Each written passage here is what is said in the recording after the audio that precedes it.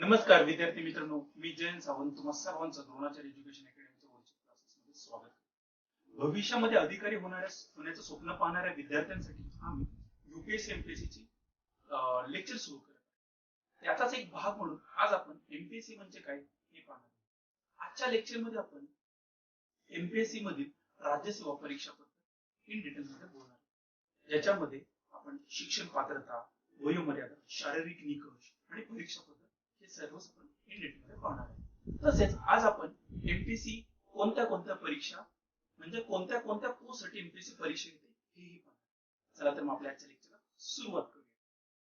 प्रथम एमपीएससी म्हणजे काय? एमपीएससी चा फुल फॉर्म जर बघाल तर एमपीएससी चा फुल फॉर्म आहे महाराष्ट्र पब्लिक सर्व्हिस कमिशन. त्यालाच मराठीमध्ये महाराष्ट्र लोकसेवा आयोग असे म्हणतात. भारतीय राज्यघटनेच्या कलम 315 अंतर्गत एमपीएससी ची निर्मिती करण्यात आली आहे आणि कलम 320 अंतर्गत सेवक भरती म्हणजे रिक्रुटमेंट प्रोसेस. एमपीएससी ची स्थापना ज्यावेळी महाराष्ट्राची स्थापना झाली त्याच वेळी एमपीएससी ची सुद्धा स्थापना झाली, म्हणजे केव्हा? 1 मे 1960. चला तर मग आपण आता नेक्स्ट बघूया. महाराष्ट्र लोकसेवा आयोगामार्फत कोणत्या पोस्टसाठी आयोग एक्झाम घेते. तर पहिली बघा राज्यसेवा परीक्षा. राज्यसेवा परीक्षा ही गट अ आणि गट ब अंतर्गत येणाऱ्या गॅझेटेड ऑफिसर पोस्टसाठी ही राज्यसेवा परीक्षा आहे. या परीक्षांतर्गत एकूण 28 पदे भरली जातात. उदाहरणार्थ डेप्युटी कलेक्टर आहे, डीवायएसपी आहे, असिस्टंट कमिशनर सेल्स टॅक्स आहे, तहसीलदार आहे, नायब तहसीलदार आहे, उपशिक्षण अधिकारी, अशा वेगवेगळ्या 28 पोस्टसाठी ही एकच परीक्षा आहे. त्याचं नाव आहे राज्यसेवा परीक्षा पद्धती. नेक्स्ट परीक्षा आहे संयुक्त परीक्षा गट ब. ही परीक्षा ह्या परीक्षांतर्गत 3 पोस्ट आहेत. PSI police sub inspector, STI sales tax inspector आणि एएसओ असिस्टंट सेक्शन ऑफिसर. पण मित्रांनो, ही जी गट ब अंतर्गत येणाऱ्या पोस्ट आहेत ह्या नॉन गॅझेटेड म्हणजे अराजपत्रीय अधिकारी पोस्ट आहेत. नेक्स्ट परीक्षा जी आहे महाराष्ट्र वनसेवा परीक्षा. जसं UPSC Indian forest service exam घेते तशीच एमपीएससी महाराष्ट्र वनसेवा परीक्षा घेते. ह्या परीक्षांतर्गत सुद्धा गट अ आणि गट ब या अंतर्गत 2 पोस्ट येतात. कोणत्या? एसीएफ आणि आरएफओ. एसीएफ चा फुल फॉर्म आहे असिस्टंट कन्झर्वेटिव्ह फॉरेस्ट ऑफिसर आणि आरएफओ चा फुल फॉर्म आहे रेंज फॉरेस्ट ऑफिसर.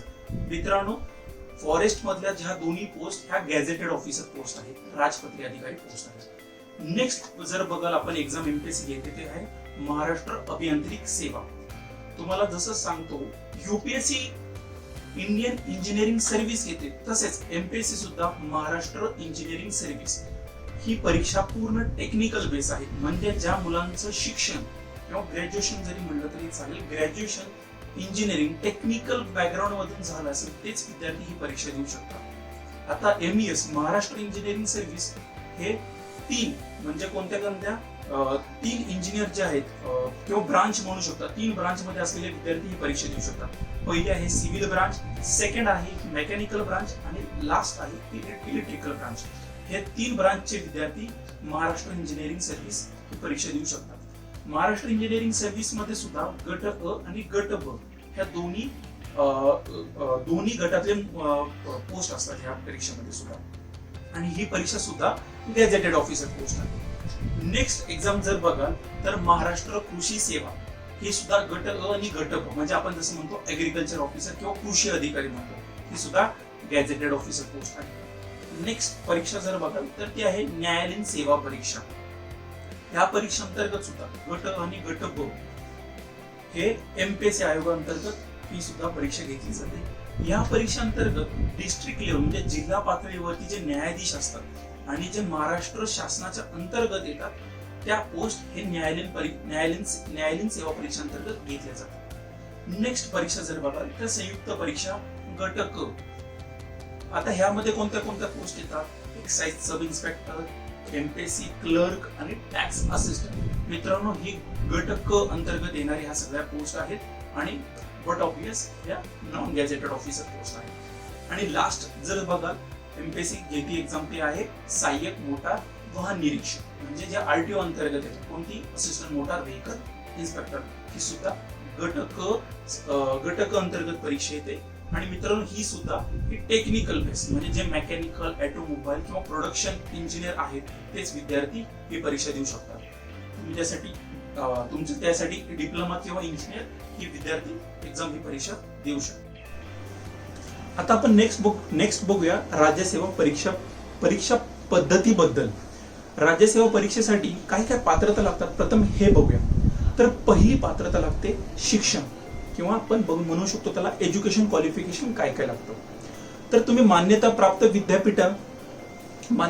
विद्यापीठाची पदवी जर तुमच्याकडे कोणत्याही म्हणजे आयोगाने ज्या काही युनिव्हर्सिटी रिकमेंड केलेल्या आहेत त्या युनिव्हर्सिटी जर तुम्ही त्या युनिव्हर्सिटीतून तुमचं ग्रॅज्युएशन असेल तर तुम्ही ह्या परीक्षेसाठी पात्र आहात. आता काही अशा पोस्ट आहेत की अशा पोस्ट आहेत ज्या पोस्टसाठी तुम्हाला स्पेसिफिक क्वालिफिकेशन लागतं. त्या पोस्ट कोणत्या ते प्रथम बघूया. महाराष्ट्र वित्त व लेखा सेवासाठी तुमचं एज्युकेशन किंवा तुमचं ग्रॅज्युएशन किंवा तुमची पदवी ही कॉमर्स बॅकग्राऊंड किंवा वाणिज्य शाखेमधले असणे गरजेचं आहे. परिवहन खात्यात म्हणजे आरटीओ बेस जिथे जॉब आहेत तिथे तुमचं टेक्निकल बॅकग्राऊंड किंवा विज्ञान शाखेतून तुमची पदवी असणं गरजेचं आहे. उद्योग क्षेत्रातला जो जॉब आहे किंवा उद्योग अधिकारी जो आपण म्हणतो त्या जॉबसाठी किंवा त्या पोस्टसाठी तुमचं टेक्निकल बॅकग्राऊंड असणं गरजेचं आहे. ह्या 3 पोस्ट वगळून इतर पदाकरिता तुम्ही कोणत्याही शाखेतील पदवीधर असाल तर तुम्ही एमपीएससी मार्फत घेतल्या जाणाऱ्या राज्यसेवा परीक्षेसाठी तुम्ही पात्र आहात. नेक्स्ट खूप पात्रता महत्वाची आहे, तुम्हाला मराठी भाषेचं ज्ञान असणे गरजेचं. आता मराठी भाषेचं ज्ञान म्हणजे काय, तुम्हाला मराठी बोलता, लिहिता आणि वाचता येणं गरजेचं आहे. त्याच्यानंतर आपण नेक्स्ट पात्रता बघूया, वयोमर्यादा. आता प्रत्येक प्रवर्गासाठी आयोगाने काही एज लिमिट ठरवलेलं आहे. ठीक आहे, तर प्रथम बघूया आपण ओपन कॅटेगरीसाठी किंवा साधारण प्रवर्गासाठी काय काय एज लिमिट आहे. साधारण प्रवर्गासाठी कमीत कमी 19 वर्ष, जास्तीत जास्त 38 वर्षापर्यंत तुम्ही एक्झाम देऊ शकता. मागासवर्गीय किंवा ओबीसी कॅटेगरीसाठी 19 वर्ष ते 41 वर्ष तुम्हाला 3 वर्ष शिथिल करण्यात आले, म्हणजे 3 वर्ष रिलॅक्सेशन करण्यात आले. आणि अनुसूचित जाती, अनुसूचित जमाती म्हणजे एससी आणि एसटीच्या मुलांसाठी कमीत कमी 19 वर्ष, जास्तीत जास्त 43 वर्ष, म्हणजे काय ओपन कॅटेगरीच्या 5 वर्ष तुम्हाला शिथिल करण्यात आले आहे. स्पोर्ट्सच्या विद्यार्थ्यांसाठी सुद्धा 5 वर्ष हे शिथिल करण्यात आले आहे ऍज पर द आपल्या प्रवर्गामधून, ज्या तुम्ही प्रवर्गामधून येता त्या प्रवर्गाच्या 5 वर्ष तुम्हाला रिलॅक्सेशन केलेलं आहे. आणि दिव्यांग आणि अपंग विद्यार्थ्यांसाठी 45 वर्ष हे एज क्रायटेरिया ठेवलेला आहे. आता नेक्स्ट पाहूया आपण शारीरिक निकष किंवा आपण त्याला म्हणू शकतो फिजिकल क्रायटेरिया. आता विद्यार्थी मित्रांनो, राज्यसेवा परीक्षा अंतर्गत येणाऱ्या जिथे पोलीस रिलेटेड जिथे जॉब आहे तिथे फिजिकल क्रायटेरिया लागतोच लागतो. खूप विद्यार्थी असे म्हणतात की फिजिकल क्रायटेरिया हा कंपल्सरीच आहे का, तर विद्यार्थी मित्रांनो, जर तुम्ही पोलीस रिलेटेड जिथे जॉबसाठी जर इंटरेस्टेड आहात तर तुमचा हा फिजिकल क्रायटेरिया हा येतोच येतो. तर आता आपण बघूया फिजिकल क्रायटेरिया काय काय लागतात. तर पुरुषांसाठी काही फिजिकल क्रायटेरिया वेगळे आहेत आणि महिलांसाठी फिजिकल क्रायटेरिया वेगळा आहे. तर प्रथम बघूया आपण पुरुषांसाठी काय काय फिजिकल क्रायटेरिया. पुरुषांसाठी जी उंची लागते 165 सेंटीमीटर लागते. हे म्हणजे जसं की तुम्ही डीवायएसपी पोस्ट घ्या किंवा डीवायएसपी पोस्ट घ्या किंवा अधीक्षक राज्य उत्पादन शुल्क, ह्यासाठी तुमची 165 सेंटीमीटर उंची असणे कमीत कमी गरजेचं आहे. पण ते अनवाणी म्हणजे चप्पल शूज काही न घालता तुमची कमीत कमी उंची एवढी असणे गरजेचं आहे.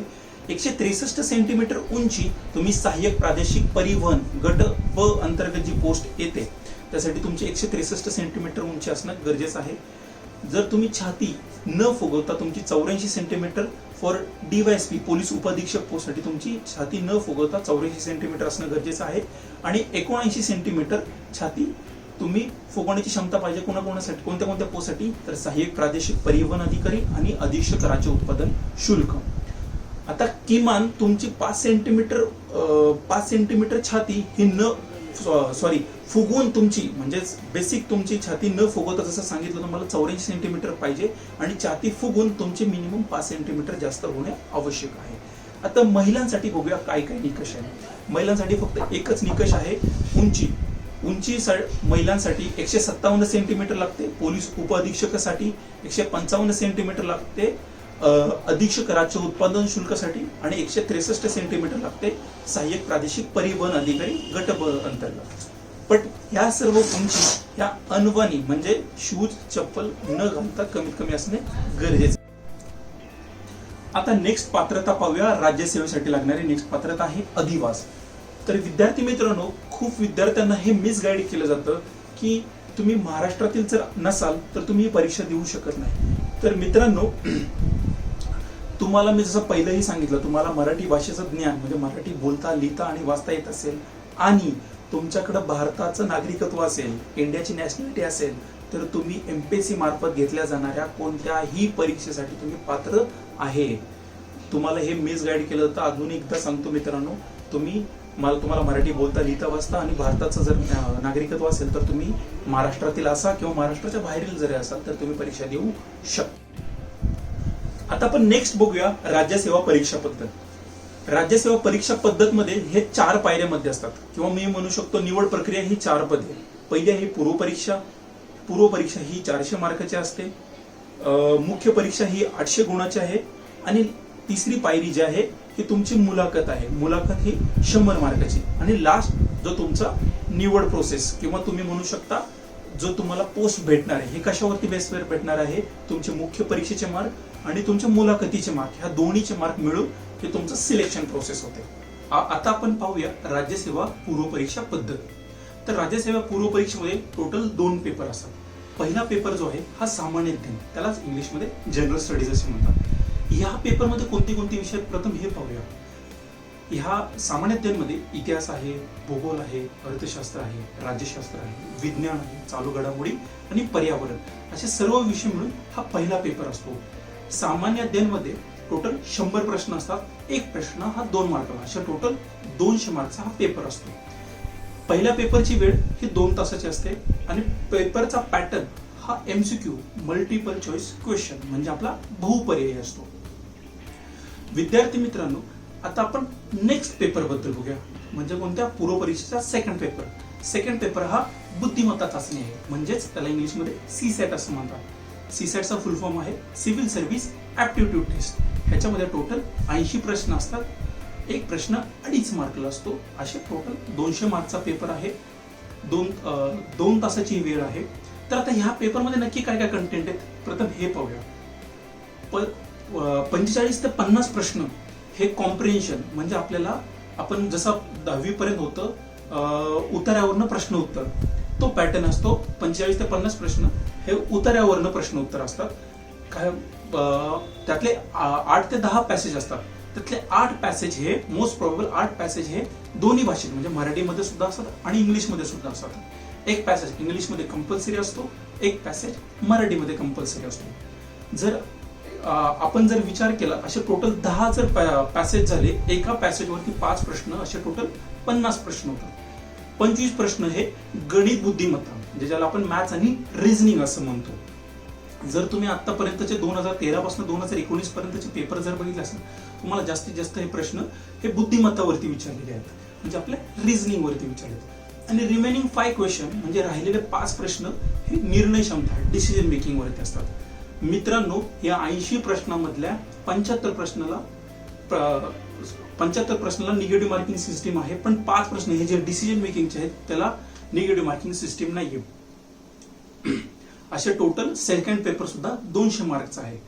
पहिला पेपर जीएसचा आणि सीसॅट ह्या दोन्ही पेपरला निगेटिव्ह मार्किंग सिस्टीम आहे 3:1 म्हणजे 3 प्रश्न चुकले की एक प्रश्न बरोबर आलेला प्रश्न वजा होतो त्याच्या मार्कामध्ये, टोटल मार्कामध्ये आपल्या. पण फक्त 5 प्रश्न जे तुम्हाला मगाशी सांगितलंय सेकंड पेपरचा सीसॅटचा हा डिसिजन मेकिंगचा पेपर असतो. तसे मग आता पूर्व परीक्षेमध्ये पहिला पेपर आणि दुसरा पेपर म्हणजे 200 आणि 200 400 मार्कचा ही पूर्व पेपर असतात. पूर्व परीक्षा ही फक्त क्वालिफाईंग आहे, त्याचे मार्क्स कुठे कन्सिडर केले जात नाही. पूर्व परीक्षा एक स्पेसिफिक कट ऑफ लागतो प्रत्येक कॅटेगरीचा, म्हणजे ओपन कॅटेगरीचा वेगळा लागतो किंवा त्याला आपण साधारण गट असंही म्हणता येतं. ओबीसीचा वेगळा लागेल, एससीचा वेगळा लागेल, एसटीचा वेगळा लागेल, अशा प्रत्येक प्रवर्गाचा कट ऑफ हा वेगवेगळा लागतो.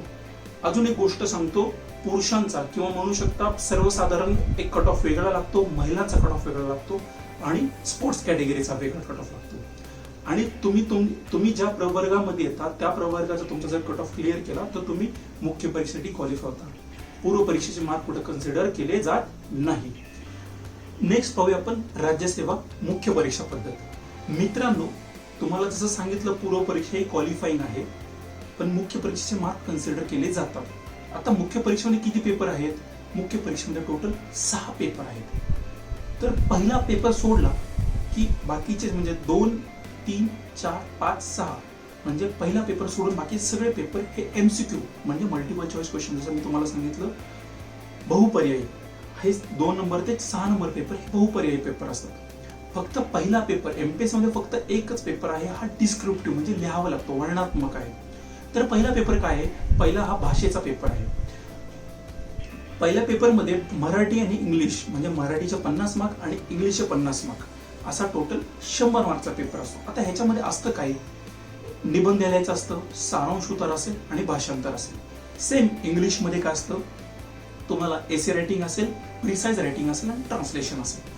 25 मार्क हा एसे रायटिंग साठी असतो, 15 मार्क हा तुमचं प्रिसाइज रायटिंग किंवा आपण सारांश उत्तर म्हणू शकतो त्याला, आणि 10 मार्क हे भाषांतरासाठी असतात. असे टोटल मराठीचे 50, इंग्रजीचे 50 असे टोटल 100 मार्कचा पेपर असतो. आणि ह्या पेपरला टोटल 3 तासाची वेळ असते. जसं मी तुम्हाला सांगितलं होतं तसं परत एकदा सांगतो, पहिला पेपर हा डिस्क्रिप्टिव्ह आहे, बाकीचे सगळे पेपर हे एमसीक्यू बेस्ड पेपर आहे. आता नंतर सेकंड पेपर बघूया. सेकंड पेपर सुद्धा हा भाषेचाच पेपर आहे, म्हणून याला भाषेचा दुसरा पेपर असं म्हणतात. दुसरा पेपर सुद्धा हा मराठी आणि इंग्लिशचाच असतो. पण हा एमसीक्यू बेस्ड पेपर असल्यामुळे याच्यामध्ये मराठी भाषेसाठी 50 प्रश्न असतात आणि 50 मार्क, आणि इंग्लिशसाठी 50 प्रश्न आणि 50 मार्क असं टोटल 100 प्रश्नच असतात आणि 100 मार्कला पेपर असतो. आता ह्या सेकंड पेपरमध्ये काय असतं? तर सेकंड पेपर हा ग्रामर बेस आहे. म्हणजे त्याच्यामध्ये तुम्हाला मराठी ग्रामरवरती 50 प्रश्न असतील, इंग्लिश ग्रामरवरती 50 प्रश्न असतील. असे टोटल 100 मार्कचा पेपर आहे. आणि ह्या पेपरला 1 तासाची वेळ आहे. जसं मी सांगितलं मला एमसीक्यू बेस्ड पेपर आहे. त्याच्यानंतर थर्ड पेपर किंवा तिसरा पेपर आपण बघूया. तिसरा पेपर सामान्य अध्ययन पहिला पेपर. आता याच्यात कोणते विषय असतात? इतिहास आहे, भूगोल आहे आणि कृषी. 150 प्रश्न असतात, एक प्रश्न 1 मार्कला, असा टोटल 150 मार्कला असतो. ह्या पेपरला 2 तासाची वेळ असते आणि हा पेपर सुद्धा एमसीक्यू बेस्ड पेपर असतो. तर मित्रांनो, आता इतिहास जर बघाल पहिल्या पेपरमध्ये किंवा भूगोल जर बघाल आणि किंवा कृषी, हा आपला भारता रिलेटेड आहे. भारताचा इतिहास, महाराष्ट्राचा इतिहास, भारताचा भूगोल, महाराष्ट्राचा भूगोल आहे. आणि कृषी हा अख्ख्या म्हणजे भारताचा आणि कृषी दोन्ही सगळंच पार्ट आहे. भारताचा आणि महाराष्ट्राचा हा टोटल पार्ट असतो. चौथा पेपर बघू किंवा आपण सामान्य अध्ययन सेकंड पेपर ज्याला म्हणतो. हा पेपरमध्ये कोणते विषय आहेत? तर भारतीय राज्यघटना आणि शिक्षण व्यवस्था. याच्यामध्ये टोटल 150 प्रश्न आहेत आणि 150 मार्काला आहे. म्हणजे जसा तिसरा पेपर होता तसाच एक प्रश्न 1 मार्कला, टोटल 2 तासाची वेळ आहे. आणि पेपरचं स्वरूप हे सुद्धा एमसीक्यू बेस आहे. त्याच्यानंतर 5वा पेपर आणि सामान्य अध्ययनचा तिसरा पेपर मानवी संसाधन विकास आणि मानवी हक्क, ह्युमन राईट आणि ह्युमन रिसोर्स डेव्हलपमेंट. 150 प्रश्न असतात ह्या पेपरमध्ये सुद्धा. एक प्रश्न 1 मार्कला, 150 मार्क असतात, 2 तासाची वेळ आहे. आणि ह्या पेपरचं स्वरूप सुद्धा एमसीक्यू बेस आहे. लास्टचा पेपर आहे हा जीएसचा चौथा पेपर आहे. ह्या पेपरमध्ये विषय कोणते ते पाहूया. ह्या पेपरमध्ये विषय आहेत भारतीय अर्थव्यवस्था म्हणजे आपल्या इंडियन इकॉनॉमिक्स आहे, इंडियन इकॉनॉमी नंतर इंडियन डेव्हलपमेंट आहे म्हणजे भारताचा विकास आहे, आणि विज्ञान आणि तंत्रज्ञान सायन्स अँड टेक्नॉलॉजीचा पार्ट आहे. हा पेपरमध्ये सुद्धा 150 प्रश्न असतात, एक प्रश्न 1 मार्कला, असे टोटल 150 मार्क होतात. टोटल 2 तासाची वेळ आहे. आणि हा पेपर सुद्धा एमसीक्यू बेस्ड पेपर आहे. म्हणजे पेपर पहिला सोडला की पेपर सगळे म्हणजे 6 पेपरमध्ये पहिला पेपर सोडला की सगळे पेपर हे एमसीक्यू बेस आहेत. आणि फक्त पहिला पेपर हा डिस्क्रिप्टिव्ह आहे. आणि ह्या पेपरला मुख्य परीक्षेमध्ये सुद्धा निगेटिव्ह मार्किंग सिस्टीम, जसं तुम्हाला पूर्व परीक्षेला सांगितलं की 3-1 म्हणजे 3 प्रश्न चुकले की 1 बरोबर आलेला प्रश्नचे मार्क टोटल मार्क्स मधून वजा केले जातात. तसेच मुख्य परीक्षेसाठी सेम निगेटिव्ह मार्किंग सिस्टीम आहे 3-1 म्हणजे 3 प्रश्न चुकले की 1 प्रश्न बरोबर आलेले टोटल पडलेल्या मार्क मधून वजा केले जाते.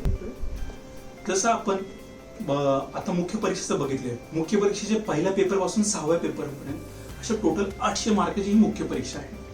मी तुम्हाला सांगितलं पूर्व परीक्षाचे 400 मार्क, पण पूर्व परीक्षा फक्त क्वालिफाईंग आहे. पण मुख्य परीक्षेच्या 800 पैकी प्रत्येक प्रवर्गासाठी वेगवेगळा कट ऑफ लागतो.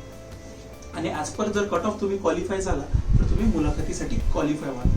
पण मित्रांनो, पूर्व परीक्षेचे 400 मार्क आणि मुख्य परीक्षेचे 800 मार्क. पूर्व परीक्षेला तसं सांगितलं क्वालिफाय आहे, मुख्य परीक्षेचे मार्क कन्सिडर केले जातात. आता आपण पाहूया राज्यसेवा मुलाखत. आता ज्यावेळी तुम्ही मुलाखतीसाठी क्वालिफाय व्हाल त्या पिरियडमध्ये तुम्हाला पोस्ट प्रेफरन्स द्यावा लागतो. म्हणजे तुम्हाला कोणत्या पोस्ट पहिला प्रेफरन्स द्यायचा. म्हणजे समजा आयोगाने जसं सांगितलं, आयोगाने यावर्षी नोटिफिकेशन काढलं 28 पोस्ट पैकी समजा 22 किंवा 20 पोस्ट काढल्या. त्या 20 वेगवेगळ्या पदासाठी ज्यावेळी आयोग रिक्रुटमेंट करतं तर त्या पिरियडमध्ये मला पोस्ट प्रेफरन्स द्यायला लागतो. काही विद्यार्थी म्हणजे काही विद्यार्थ्यांना पोलीस रिलेटेड म्हणजे डीवायएसपी पोस्टसाठी खूप क्रेज असते. मग काही विद्यार्थी डीवायएसपी पोस्टसाठी फर्स्ट प्रेफरन्स देतात. त्याच्यानंतर डेप्युटी कलेक्टर, तहसीलदार, म्हणजे जी तुम्हाला पोस्ट प्रेफरन्स जे पाहिजे ते ॲज पर दॅट तुम्ही टाकू शकता. पण केव्हा राज्यसेवा मुलाखतीसाठी जेव्हा क्वालिफाय व्हाल त्या पिरियडमध्ये. हे जर युपीएससीचे विचार कराल, युपीएससीला तुम्ही ज्यावेळी मुख्य परीक्षेला क्वालिफाय होता, पूर्व परीक्षेनंतर मुख्य परीक्षेला क्वालिफाय होता त्या पिरियडमध्ये तुम्हाला पोस्ट प्रेफरन्स द्यावा लागतो. आणि एमपीएससीला इंटरव्ह्यू मध्ये. तर आता आपण थोडं राज्यसेवा इंटरव्ह्यू बद्दल बोलूया किंवा मुलाखत. तर विद्यार्थी मित्रांनो, मुलाखतीमध्ये साधारणतः आयोगाचा एक सदस्य आणि वेगवेगळ्या खात्यातील एक वरिष्ठ अधिकारी असा एक पॅनल असतं. तर पॅनल किंवा मुलाखत मध्ये काय प्रश्न विचारतात, तुमचे ज्ञान म्हणजे तुम्हाला what you know about you, म्हणजे तुम्हाला तुमच्याबद्दल किती माहिती आहे. तर तुम्ही म्हणाल म्हणजे काय, तुम्हाला तुमच्या देशाबद्दल, तुम्हाला तुमच्या राज्याबद्दल, तुम्हाला तुमच्या जिल्ह्याबद्दल, तुम्हाला तुमच्या गावाबद्दल किती माहिती आहे, तुम्हाला तुमच्या ग्रॅज्युएशन बेस काय काय माहिती आहे, तुम्ही ज्यातून शिक्षण घेतलं, तुम्ही ज्यातून पदवी घेतलेली त्याचा प्रशासनात काय उपयोग होतोय का, या रिलेटेड तुम्हाला क्वेश्चन विचारले जातील. इंटरव्ह्यूला जर तुम्ही पॉझिटिव्हली फेस केलं तर तुम्हाला मित्रांनो सांगतो खूप इंटरव्ह्यूमध्ये मार्क्स जास्तीत जास्त मिळण्याचे चान्सेस आहेत. तुम्ही पॉझिटिव्हली इंटरव्ह्यूला पॅनल समोर जर तुम्ही अप्रोच झाला तर नक्कीच इंटरव्ह्यू मध्ये तुम्हाला मार्क्स म्हणजे जास्तीत जास्त मिळण्याचे चान्सेस आहेत. किंवा तुम्हाला काही क्वेश्चन असे विचारतील, तुमचा छंद काय आहे, छंद रिलेटेड विचारतील, तुमच्या शाळे रिलेटेड क्वेश्चन विचारतील, किंवा तुमच्या कॉलेज रिलेटेड विचारतील, किंवा काही विद्यार्थ्यांचं एक्स्ट्रा काही ऍक्टिव्हिटीज केल्या असेल त्या बेस विचारतील क्वेश्चन्स. सो तुमच्या प्रोफाईल जो आयोगाच्या प्रोफाईल मध्ये तो तुम्ही जो क्रिएट केलेला आहे त्या बेसवरती तुम्हाला क्वेश्चन्स विचारले जातात. आणि आयोग मोस्ट प्रोबेबल तुम्हाला म्हणजे तुम्ही प्रशासनात येण्याच्या लायबल आहात का नाही. जर तुम्ही त्या प्रशासनात येण्याच्या लायबल असाल तर तुम्ही नक्कीच इंटरव्ह्यू तुम्हाला जास्तीत जास्त आयोगाकडून मार्क मिळतील. आयोगाच्या जसं तुम्हाला मुख्य परीक्षा ही 800 मार्क आणि मुलाखतीचे 100 मार्क, म्हणजे 800 अधिक 100 900 पैकी कट ऑफ लागतो. आपण बघितलं राज्यसेवा, पूर्व परीक्षा, मुख्य परीक्षा, मुलाखत. आता पूर्ण एक स्वरूप बघूया 2 मिनिटात. पूर्व परीक्षा जसं सांगितले तुम्हाला 2 पेपर असतात, 400 मार्कचे असतात, त्याचे मार्क्स पुढे कन्सिडर केले जात नाही. फक्त त्याचा एक स्पेसिफिक कट ऑफ, म्हणजे तुम्ही मुख्य परीक्षेसाठी क्वालिफाय होण्यासाठी ही तुमची पूर्व परीक्षा आहे. त्याच्यानंतर मुख्य परीक्षा बघितली, हे टोटल 6 पेपर आहेत, 800 मार्कचे आहेत. ह्याचे मुख्य परीक्षेमध्ये क्वालिफाय झाल्यानंतर मुख्य परीक्षेचा सुद्धा एक कट ऑफ लागतो. त्याच्यानंतर तुम्ही मुलाखतीसाठी क्वालिफाय होता. मुलाखतीचे टोटल 100 मार्कची मुलाखत, म्हणजे इंटरव्ह्यू 100 मार्कचे असते. आता हे सांगतो तुम्हाला, पूर्व परीक्षेची जी होती ही टोटल 1 दिवसातच होती, म्हणजे दोन्ही पेपर एका दिवसात होतात.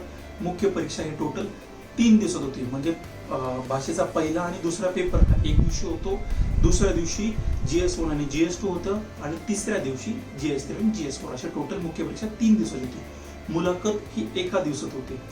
पूर्व परीक्षेचं सेंटर महाराष्ट्रातल्या ऑलमोस्ट प्रत्येक जिल्ह्यात असतं. मुख्य परीक्षा सेंटर हे 4 ठिकाणी आहे, पुणे, नागपूर, औरंगाबाद आणि मुंबई. हे 4 ठिकाणी सेंटर आहे मुख्य परीक्षेचं. आणि मुलाखतीचं सुद्धा हे 4 ठिकाणी किंवा आयोग ठरवतं मोस्ट प्रॉबली. काही ठिकाणी काही वेळा पुणे असतं, मुंबई असतं, औरंगाबाद आणि नागपूर हे 4 ठिकाणं असतातच. त्यातल्यात काही वेळा आयोग जर कमी विद्यार्थी असतील तर 2च सेंटर ठेवू शकतात. हे आयोगावरती असतं. आणि फायनल सिलेक्शन किंवा निवड प्रक्रिया जी आहे ही मुख्य परीक्षा आणि इंटरव्ह्यू असे टोटल दोघांचे मिळून हे त्याच्यावरती अवलंबून असतं. आणि तुम्हाला त्याच्यानुसार या बाकीच्या पोस्ट, तुम्हाला जी पोस्ट पाहिजे, तुम्हाला जेवढे जास्त मार्क तेवढी तुमची जेवढी टॉपची रँक तेवढं तुम्हाला जी पोस्ट पाहिजे ते भेटण्याचे चान्सेस जास्त असतात. तर ही जी प्रोसेस चालते, पूर्व परीक्षा, मुख्य परीक्षा, मुलाखत आणि फायनल सिलेक्शन प्रोसेस, हे टोटल 10 महिने ते 1 वर्ष ही प्रोसेस कंटिन्यू चालते.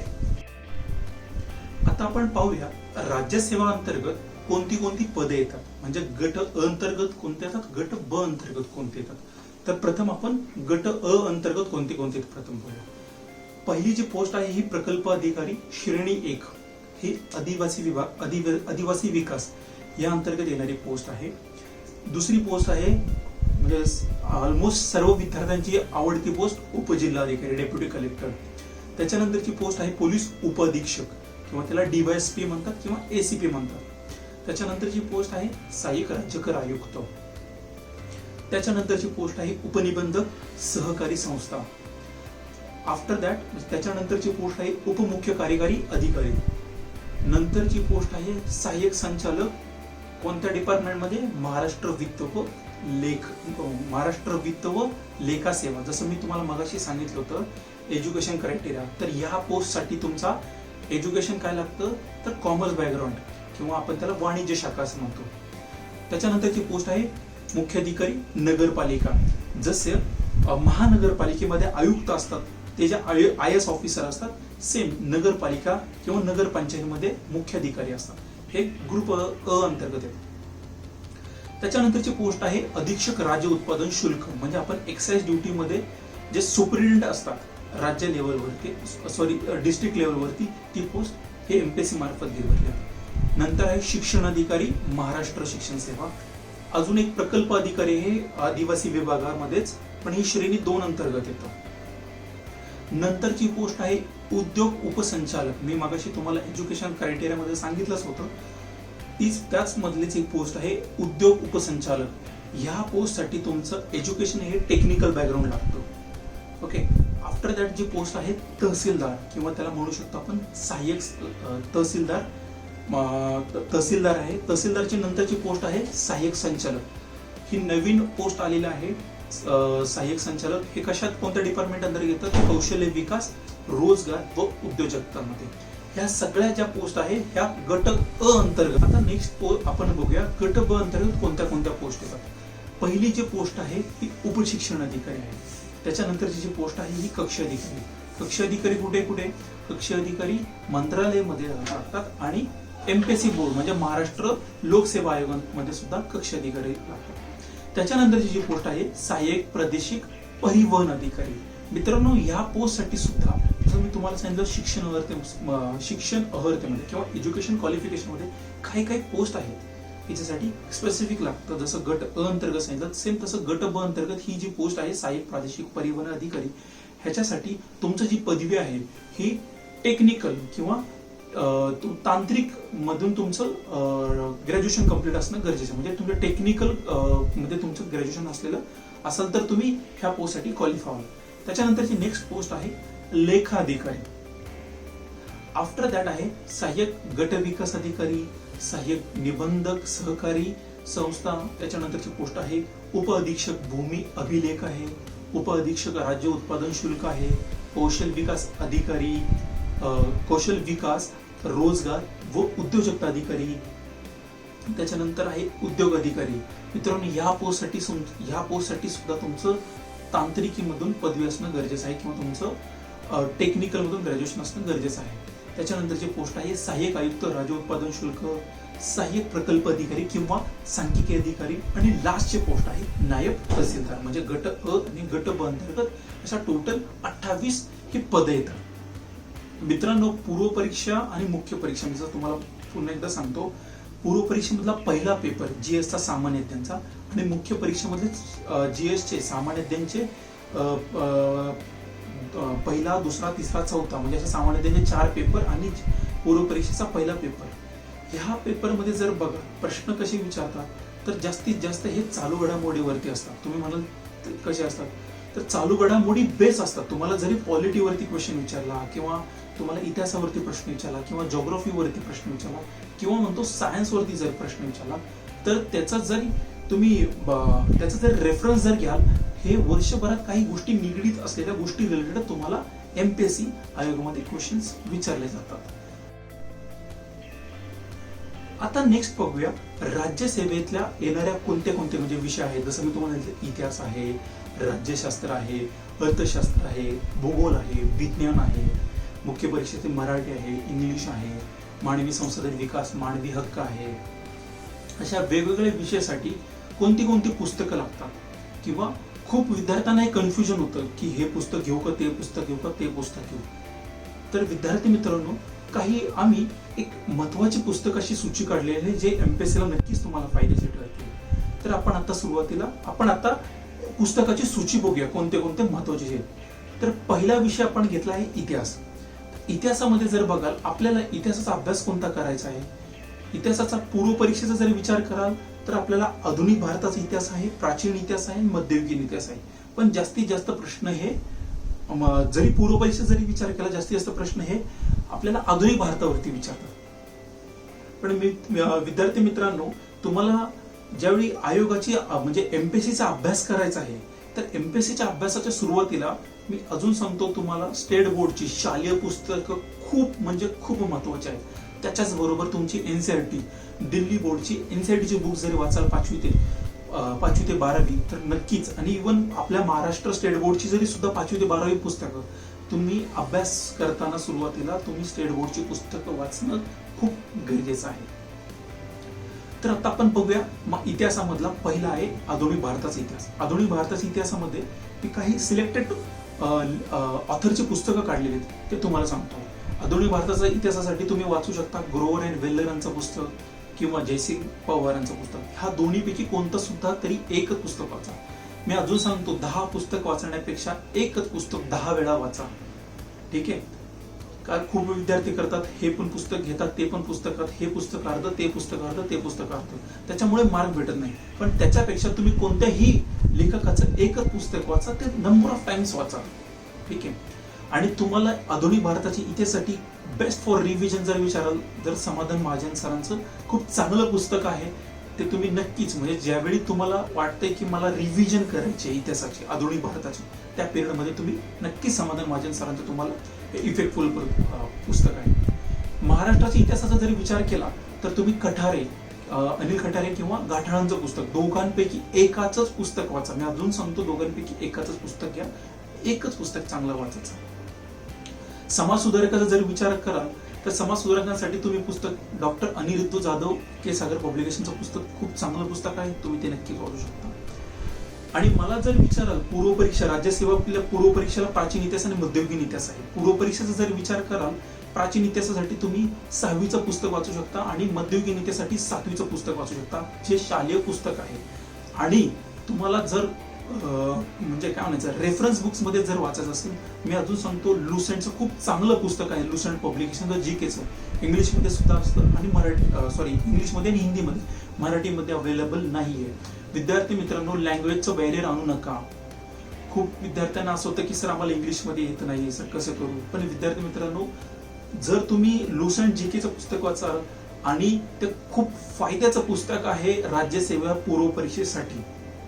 आणि शालेय पुस्तकाचा विचार कराल इतिहासासाठी, तर 5वी ते 11वी पर्यंतचे पुस्तक वाचू शकता. मी जसं सांगितलं, त्यातल्या त्यात खूप महत्वाची पुस्तक आहे शालेय पुस्तकं.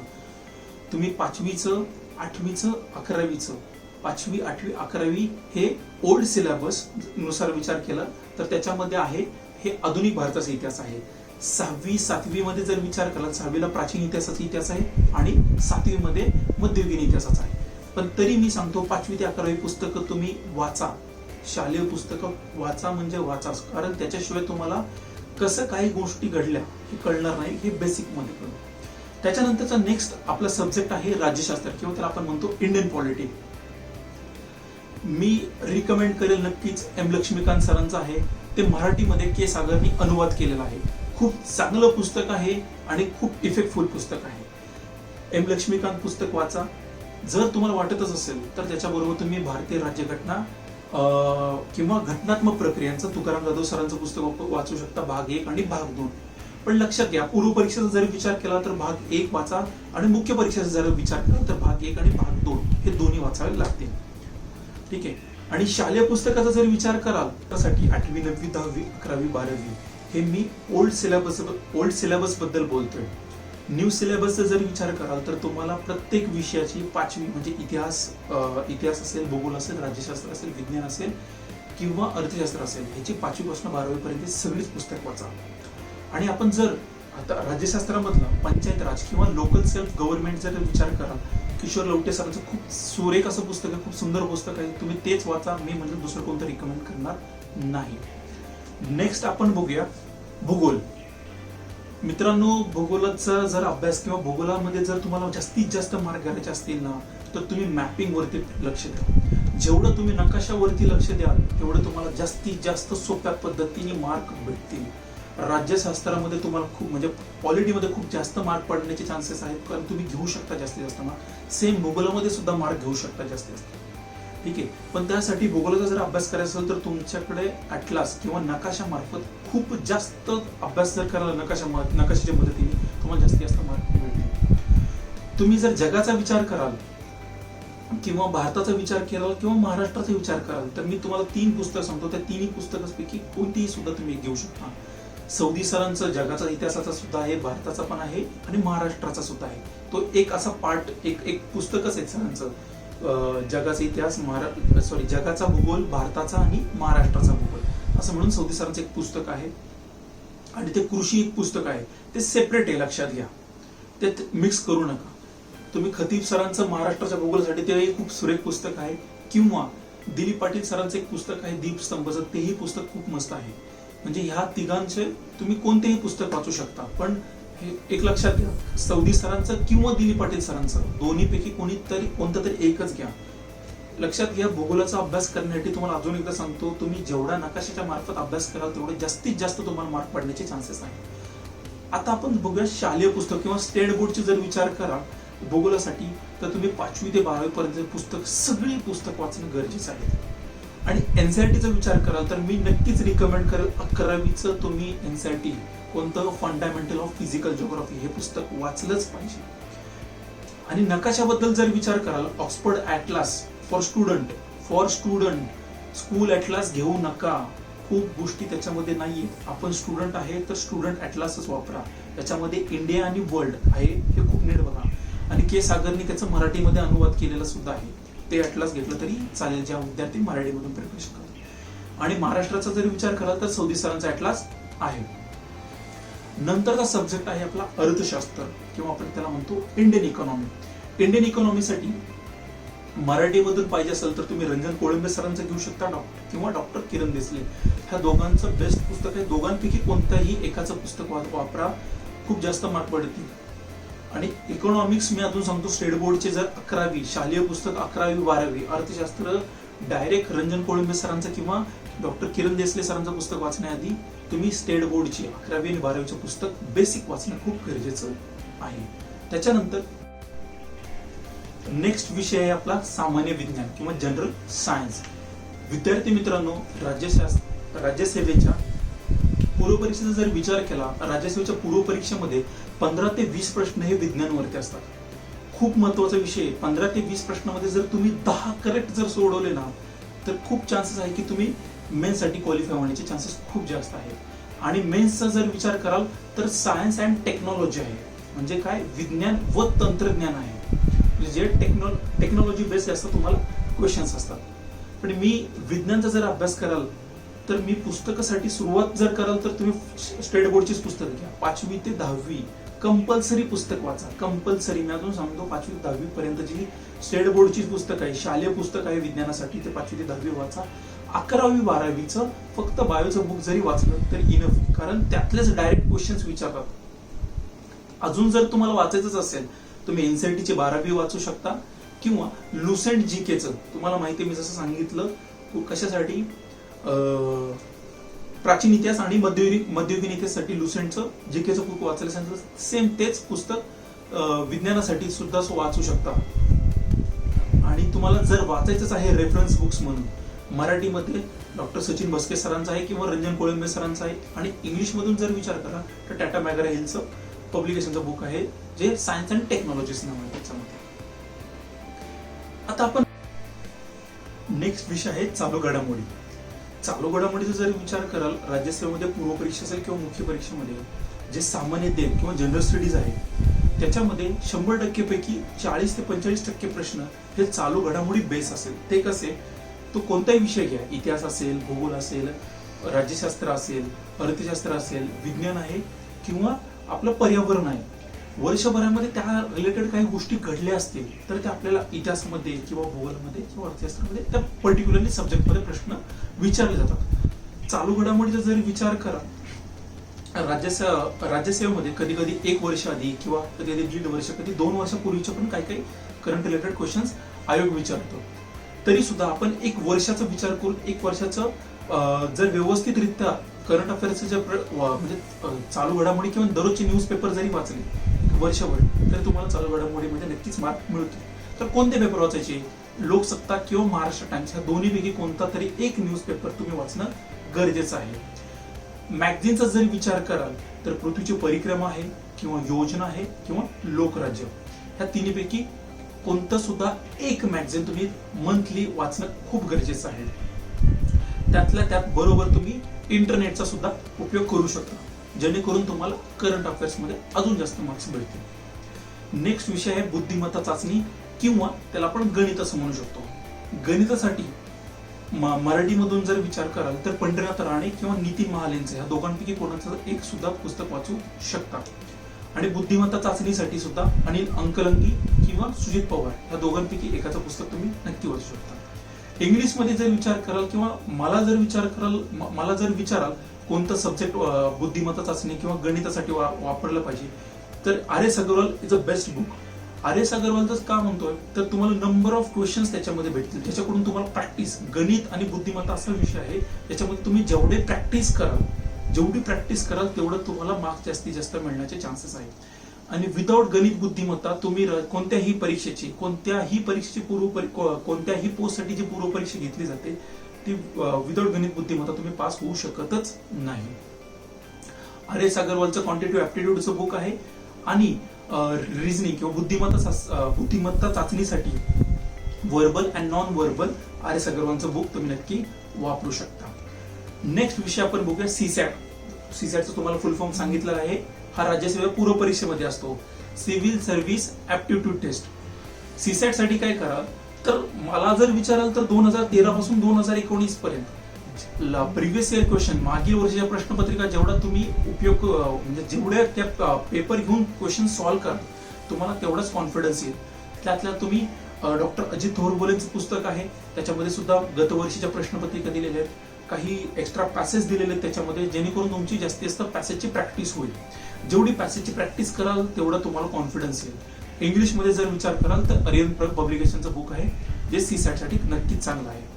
आणि पूर्व परीक्षेमध्ये 50 मार्काचं जर सीसॅट असेल तर तुम्हाला मिनिमम 50 क्वेश्चन जर सीसॅट वरती असतील तर मिनिमम तुम्ही 35 ते 40 प्रश्न जेवढी जास्त प्रॅक्टिस कराल ते 40 ते 45 पर्यंत नक्की येऊ शकतात. नेक्स्ट विषय आहे पर्यावरण.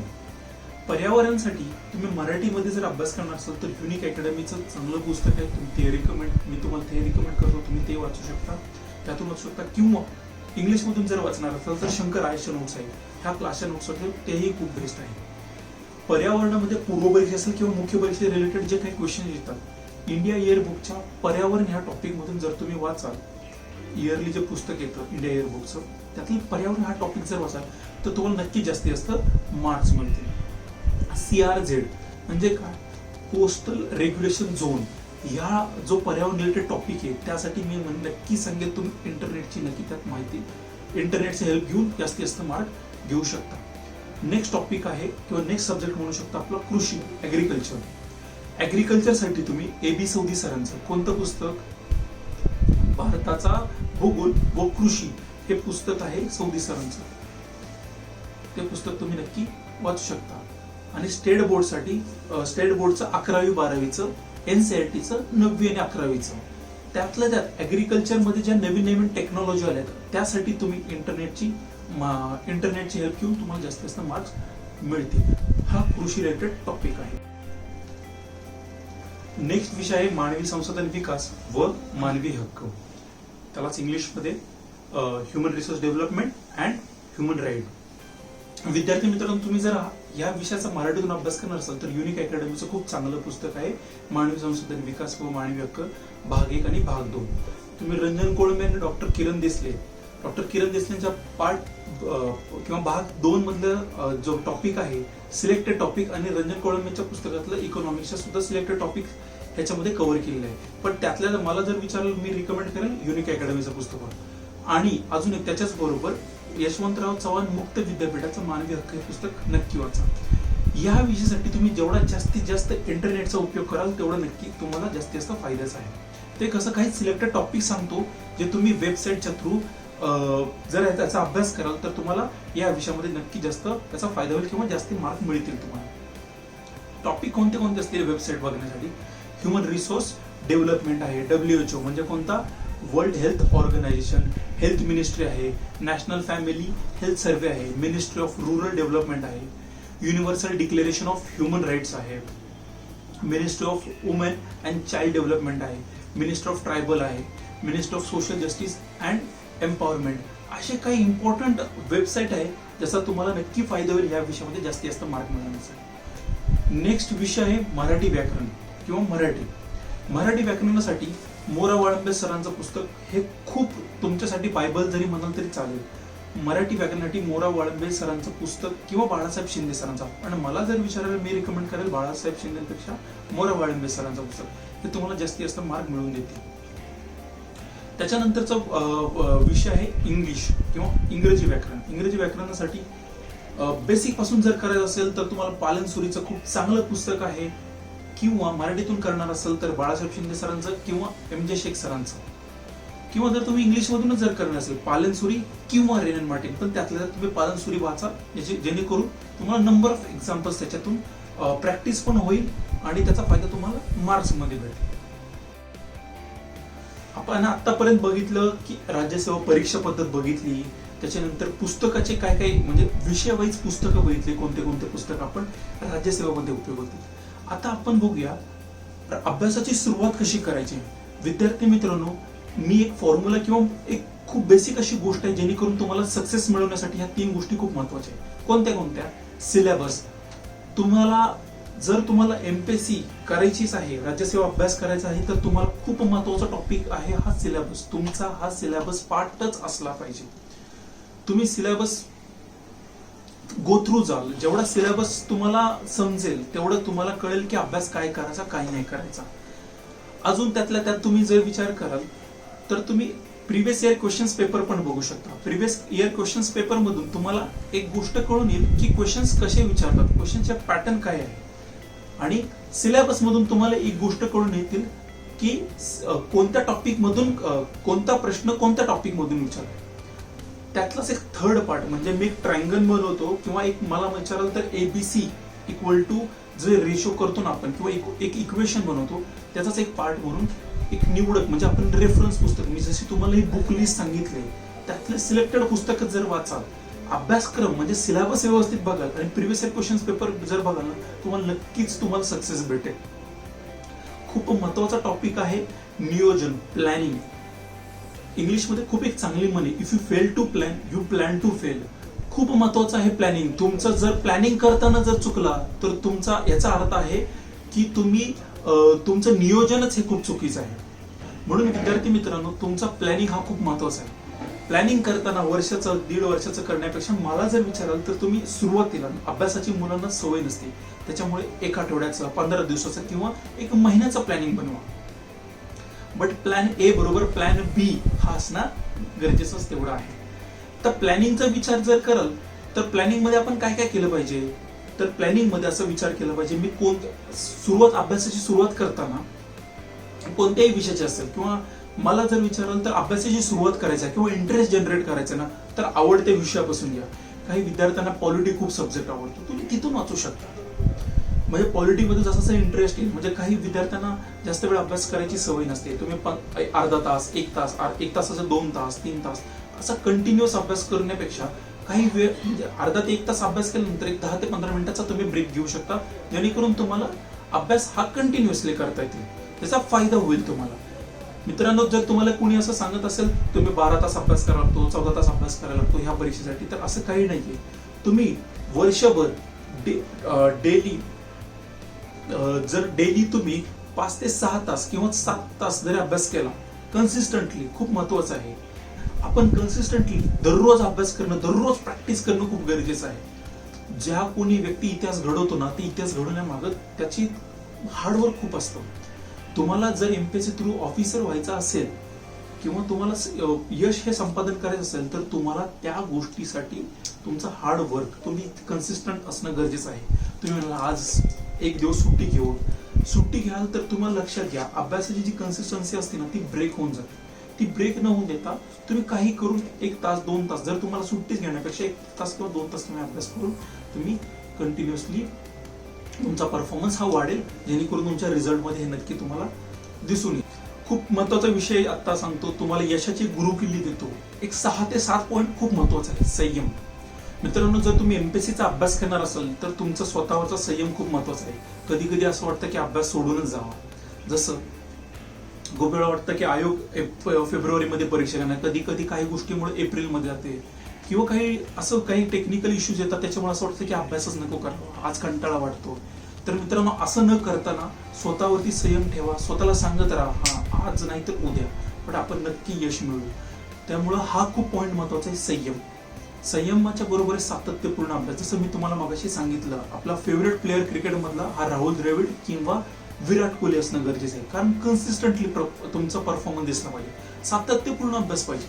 एक दिवस जरी सुट्टी घ्याल तर तुम्हाला नेक्स्ट डे अभ्यास करण्याचा थोडा कंटाळावाणा वाटेल. ते न करण्यापेक्षा तुम्हाला ब्रेकच घ्यायचे ना, तर अभ्यासामध्ये दररोजचे 5 ते 6 तास अभ्यास करताना त्याच्याऐवजी 1 ते 2 तासच अभ्यास करा, पण नक्की अभ्यास करा. एक दिवस सुट्टी घेऊ नका. नेक्स्ट टॉपिक जर विचाराल मला, जर यशाची गुरुकिल्लीमध्ये सकारात्मक, पॉझिटिव्ह. तुम्ही जेवढं पॉझिटिव्ह राहाल तेवढा म्हणजे तुमचं बघण्याचा अप्रोच राहिला पाहिजे. हा यार, मला हे करायचंय, मला हे करायचंय, मला हे करायचंय. जेवढं तुम्ही स्वतःला सांगत राहाल तेवढं तुम्ही म्हणजे तेवढा तुमचा परफॉर्मन्स मध्ये नक्की दिसत राहील. त्याच्यानंतरचा टॉपिक मगाशी जसं सांगितलं तुम्हाला, नियोजन, प्लॅनिंग. खूप मित्रांनो इम्पॉर्टंट आहे प्लॅनिंग. तुमच्याकडे सुरुवातीच्या काळात तुम्ही 15 दिवसाचा, महिन्याचा, 3 महिन्याचा, 6 महिन्याचा किंवा वर्षभराचा प्लॅनिंग करू शकता. पण खूप वेळा असं होतं की आपण जसं सकाळी 7ला उठणारे प्लॅनिंग मध्ये लिहितो, पण काही वेळा 7चा 8 होतं. पण मित्रांनो, 7चा 8 झालं म्हणून मी उद्यावरती ढकलू नका. आजचा जी 8चीच वेळ ती 7 कन्सिडर करून आपला दिवस युटिलाइज करा, जेणेकरून तुमच्या परफॉर्मन्स मध्ये त्या गोष्टी दिसून येतील. नेक्स्ट टॉपिक आहे भरपूर सराव. यशाच्या गुरुकिल्लीमध्ये मी सांगतो भरपूर सराव. तुमची प्रॅक्टिस, इंग्लिशमध्ये खूप चांगली म्हण आहे, प्रॅक्टिस मेक्स मॅन परफेक्ट. जेवढी तुम्ही प्रॅक्टिस कराल ना तेवढं तुम्ही तुमचा रिझल्ट कडे तुम्ही नक्की जाल, म्हणजे तुमचं यश संपादन करण्यासाठी तुम्ही तेवढ्या जवळ जाल. खूप महत्वाची practice, practice, practice, practice, practice. Practice makes man perfect हे जसं का वाक्य आहे. जेवढी तुम्ही प्रॅक्टिस कराल तेवढं तुम्हाला स्वतः कळून येईल की आयोग काय प्रश्न विचारते, अभ्यास काय करावा, आणि जेणेकरून माझा रिझल्ट येईल. खूप वेळा असं होतं की मुलं अवंतर वाचन वाचत जातात, पण लक्षात घ्या, आपल्याला एमपीएससीची कोणतीही परीक्षा असेल त्या परीक्षा मला फक्त रिझल्ट ओरिएंटेड व्हायचंय. म्हणजे मला काय करायचं, मला फक्त पोस्ट काढायची. तुम्हाला नॉलेज तर येणारच आहे. खूप वेळा मुलं एवढा अभ्यास करतात की एवढं वाचतात, त्याचा रिझल्ट येत नाही. त्याच्यामुळे ह्याच्यातून होतं काय, मुलं अनवॉन्टेड गोष्टीकडे म्हणजे निगेटिव्हिटी यायला चालू होते रिझल्ट नाहीमुळे. कारण 2 वर्ष, 3 वर्ष, 4 वर्ष, 5-5 वर्ष अभ्यास करतो, त्याच्यानंतर निगेटिव्हिटी येते. त्याच्यापेक्षा मी काय म्हणतो, टू दी पॉइंट वाचा. मला काय करायचंय, या परीक्षेमध्ये फक्त पास व्हायचंय हा विचार करूनच चला. यासाठी ह्या गोष्टी खूप महत्वाच्या आहेत. आणि अजून एक लास्टची गुरुकिल्ली सांगतो, तुम्ही तज्ञांचं मार्गदर्शन घ्यायचं. खूप वेळा असं मुलं म्हणतात की क्लास लावलाच पाहिजे. मी असंही म्हणतो, क्लास न लावता सुद्धा पास होता येतं. पण जे सक्सेसफुल ऑफिसर आहेत किंवा काही शिक्षक आहेत त्यांचं मार्गदर्शन घ्या. का घ्या, जसं मी तुम्हाला मगाशी बोललो, टू दी पॉइंट. म्हणजे मला syllabus, previous year questions paper आणि सिलेक्टेड बुक्स, ह्या 3 गोष्टी एकमेकाशी एवढ्या को रिलेटेड आहेत ज्याच्याकडून तुम्हाला नक्की यश संपादन करता येतं. हे कोण सांगेल तुम्हाला हेच टॉपिक वाचले पाहिजे किंवा हे टॉपिक न वाचले पाहिजे. लक्षात घ्या, तुम्ही ह्या गोष्टीमुळे तुम्ही तज्ञाचं जेवढं मार्गदर्शन घ्याल तेवढा तुम्हाला नक्की यश संपादन करता येईल. आय होप सो तुम्हाला आमचा ह्या एमपीएससी म्हणजे काय हा विषय नक्कीच आवडला असेल. अजून आम्ही असे वेगवेगळे व्हिडिओज किंवा नेक्स्ट लेक्चर्स घेऊन येतच आहोत. जरी तुम्हाला काही वाटलं असेल तर तुम्ही आम्हाला कमेंट बॉक्समध्ये कळवा. आशा करतो की मित्रांनो तुम्हाला आजचं लेक्चर नक्कीच आवडलं असेल. जर तुम्हाला काही क्युरीज असतील किंवा काही डाऊट्स असतील तर तुम्ही मला मेलद्वारे किंवा मेसेजद्वारे किंवा इवन कॉलही करू शकता. मी माझे डिटेल्स तुम्हाला शेअर करतो. आणि आजचं लेक्चर आपल्या इथे थांबवतो. धन्यवाद.